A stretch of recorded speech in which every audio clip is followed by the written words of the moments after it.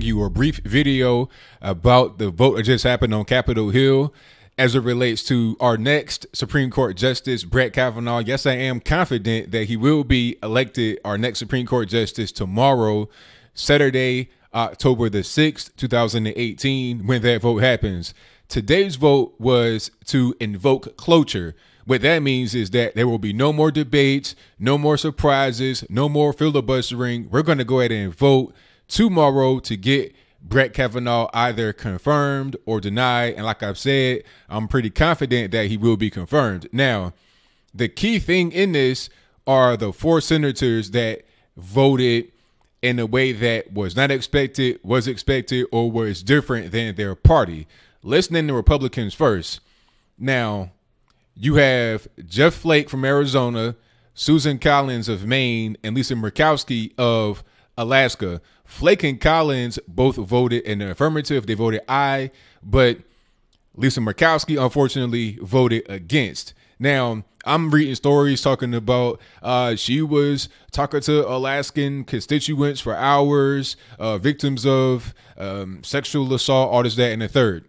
So that's her excuse. She was talking to people and then they were telling her about their story. So then that kind of inspired her to vote against ending cloture, which is not even the confirmation. We're not even in the confirmation phase yet. That happens tomorrow.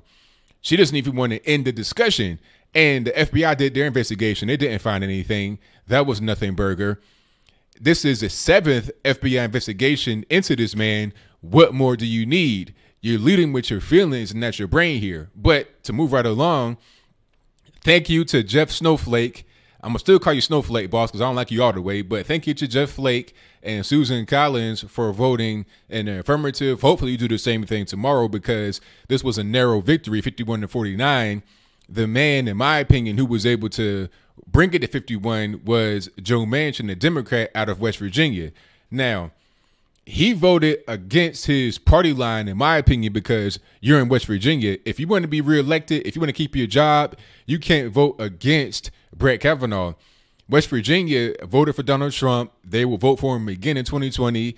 I think 40% of his particular constituents voted for Donald Trump. So he doesn't really have much of a choice but to vote for Brett Kavanaugh. If he does not, then he's pretty much done in West Virginia. And he can't really switch parties or anything like that. He's where he is. And he's not even all the way really a Trump guy. So he has to vote that way. What it's going to come down to tomorrow is people like Jeff Flake and Susan Collins. I think Lisa Murkowski, you pretty much know, since she voted against ending cloture, she would not change her vote in a positive way tomorrow, 24 hours or whatever from now.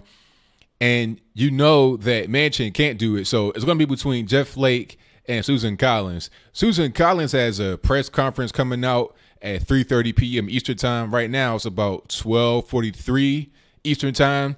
So we'll know in a few hours, I guess, after this video was up, what she's going to do, what she's thinking about. But I've read that the GOP is pretty confident that she'll vote in the affirmative tomorrow to go ahead and get Brett Kavanaugh confirmed. At the end of the day, as I close, I just want to say that this whole process has been a real circus, and it's going to discourage good, upstanding people from coming into public office. Why would you want to come into a pit of vipers like this if you are a good man or a good woman? You have a name that you have built up over a period of many years, and then you just see it evaporate into thin air just like that. One accuser, 2 accusers, people making up stories, and then people believe it. People politically have their own motivations behind it because let's be clear, the Democrats, even if they believe that Brett Kavanaugh is innocent, can't really go against their party line because of where they live. They are up for re-election. It's about job security. It's the same thing with Joe Manchin.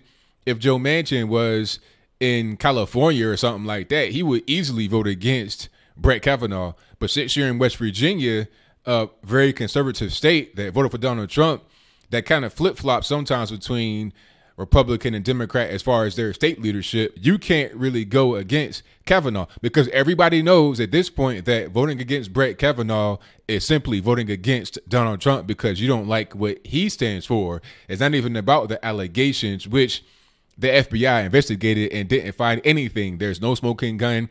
There's no real confirmation. People changing stories. Stories aren't really accurate. You got people coming on stage talking about, I don't know when it was. I don't know where it was. Is that and the third. So we'll see Saturday what happens.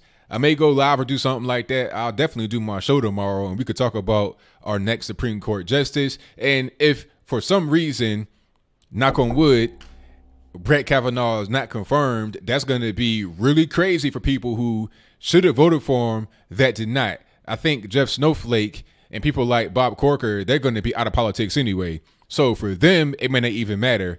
But for Joe Manchin, Lisa Murkowski, Susan Collins, it really is going to spell doom for their career if they don't go the appropriate direction and vote in favor of Brett Kavanaugh.